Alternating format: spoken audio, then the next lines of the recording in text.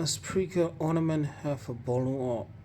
1372 by 3 centimeter cube. အဲ့တော့ဆက်လုံးပုံတဲ့ ornament ဆိုတာက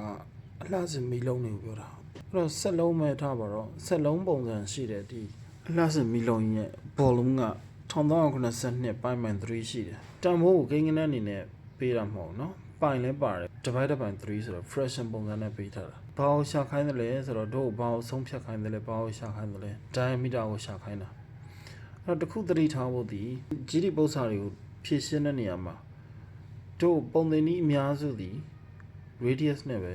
တွက်တယ်အဲ့တော့ကျောင်းသားကို diameter ရှာခိုင်းတတ်တယ်အဲ့တော့ထွက်လာတဲ့အဖြေကိုနှစ်နဲ့မြောက်ပေးဖို့လိုတယ်အဲ့ဒါလုံးဝဖမ်းတဲ့အကွက်ပဲ1392 by 3ကို v ဆိုတော့အဲ့ v နေရာမှာ1392 by 3ကိုထားဟိုဘက်မှာ4 by 3 by အကျရှိမယ်အဲ့တော့တို့အခုလိုချင်နေတာက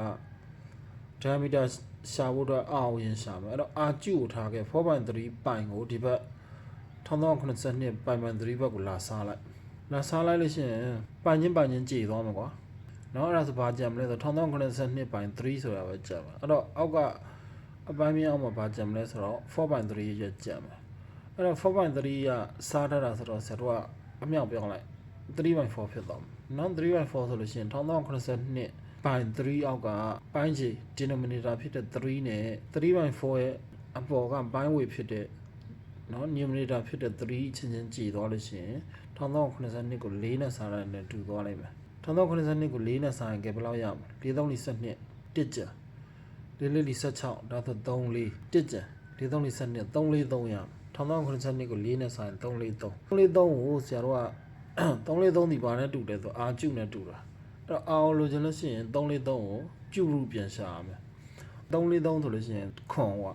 ဘာလို့ခွန်လဲဆိုတော့9 9 49 49ကို9နဲ့မြောက်9 4 4 28 280 9 9 63 280 63 3 4 3 3 4 3ကိုကျုရုပြန်ရှာလိုက်တော့9ဒီ radius ပဲရှိသေးတယ် diameter မေးတာဆိုတော့နော်9ကို2နဲ့မြောက်လိုက်တော့14ကျောင်းသားတွေကအမြဲတမ်းသတိထားဖို့လိုတယ် diameter မေးလို့ရှိရင်ထွက်လာတဲ့ radius ကို2နဲ့မြောက်ဟုတ်ပြီခုတော့တို့14ကိုရွေးလိုက်မယ် okay ဟုတ်ပြီနော်